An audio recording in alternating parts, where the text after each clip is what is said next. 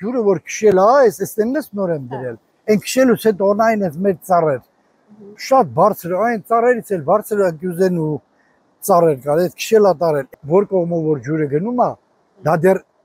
2 մետր էլ են կողմ այգին են դեղեր։ Տավուշի մարզի Արջիս գյուղի բնակիչ Սուրեն Միքայելյանը ցույց է տալիս անցած տարի գարնանը դեպետի վարարման հետևանքով իր կրած վնասները։ Հեղեղը քշել է ոչ միայն մի քանի տասնյակի հասնող բերքատու ծառերը, այլև հողամասից մի զգալի հատված։ Ասում է, մինչ այդ էլ դեպետի վարարումների ժամանակ ջուրը պարբերաբար իր այգին ողողում էր, սակայն երբեք նման վնասներ չէր տվել։ Այնտեղ մեկ են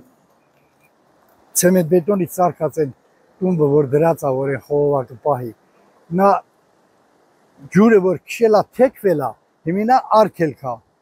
եկա ջուրը տեսնում եք երկու մասի է բաժանում մեկը դեպի երկաթ գիծագնում մեկը դեպի այգիների կողմը սա մի քանդել է ստերից մի մետր էլ դեպի հողի ներսն է գիշերը ոնց որ այն մասը փոկվեց հիմա մի 2 օր հետո մեկ էլ կտենանք որ ասենք մի 2 մետր դեսը էլի նորից քշեց տարա որ գարնան վարարումներ են այս տարի սկսվել հա այս հիմնական վարարումը չի լա Լալվարը լրիվ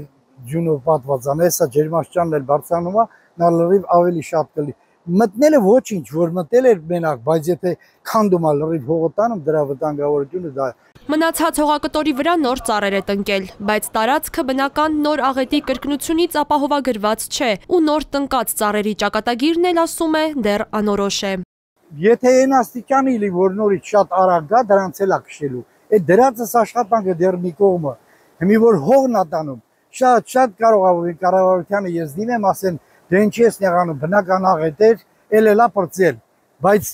ինձ դա որևէ բանով օգուտ չի, էլի որ ասենք ես ուրիշ տեղ հող չկա, որ գոնե ասեն ոչինչ կամ լավագույն դեպքում ասելու են քու հողի մետրաժից կհանեք, այդքանի հարգը չես տա, բայց եղածումա դա հեչ բան է։ 10 մետր են կողմ, նոր արդեն գետը գնում էր։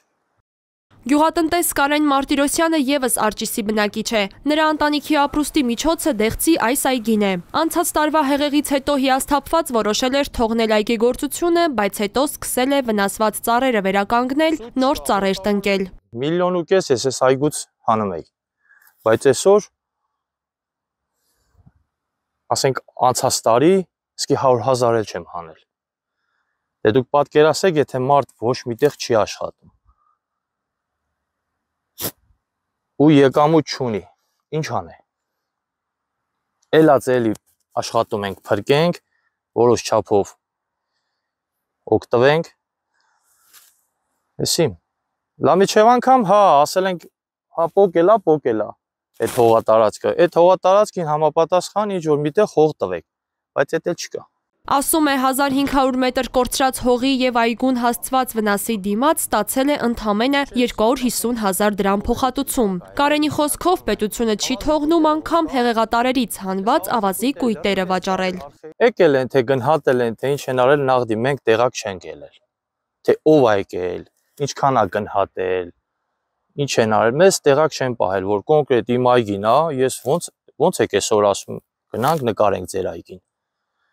Այս ժամանակ կոնկրետ ինչ չեն ասել, որ արի, չափում ենք, տենում ենք ինչքան վնաս ես կրել,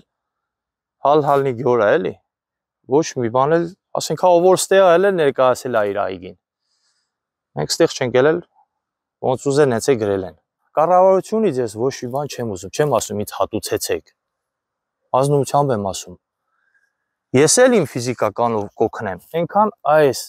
ծառի մոտից այս Պավարոտը կոչված է, որ գետը պտտվում է, դամ սարքեն, ես էլ կօգնեմ այդ մարդկանց իմ ուժի պատածով։ Այնքան դամ սարքեն, որ վաղը չեմ ուսորը չմտնի էլի գետը ստե, բայց մտնելու է։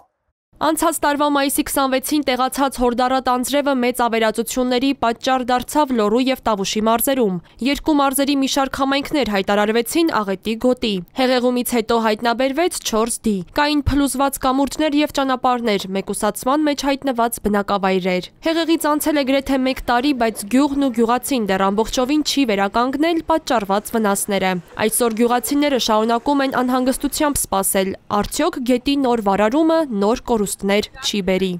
Տեսնում եք արդեն եկել է, ջուրն արդեն սենց եկել է։ Այս լավ ուր ենք, առաջները շատ անձրևներ կա, խնդրեմ, գետն է։ Էս է։